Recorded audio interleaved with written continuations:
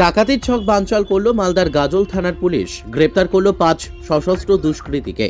শুক্রবার গভীর রাতে গাজল থানার পুলিশ সন্দেহভাজন অবস্থায় 5 জনকে আটক করলে তাদের কাছ থেকে একটি পাইপগান, 2টি কার্তুজ ও একটি ধারালো অস্ত্র এবং একটি লোহার রড উদ্ধার হয়। জানা গেছে, রানীগঞ্জ এলাকার শান্তিমোড় গ্রামে কোনো অসৎ উদ্দেশ্যে ওই 5 জন যুবক জড়ো হয়েছিল। পুলিশের ধারণা তারা ডাকাতির উদ্দেশ্যেই জড়ো হয়েছিল। তাদের সঙ্গে আরও কয়েকজন ছিল, যদিও তারা হারিয়ে যায়। পুলিশ এই বিষয় নিয়ে আলোচনা চালাচ্ছে।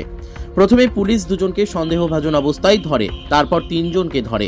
পুলিশ প্রশাসনের পক্ষ থেকে তাদেরকে গতকাল গভীর রাতেই গ্রেপ্তার করে, গাজল থানায় নিয়ে আসে এবং আজকে তাদেরকে মালদা জেলা আদালতে পাঠানো হয়।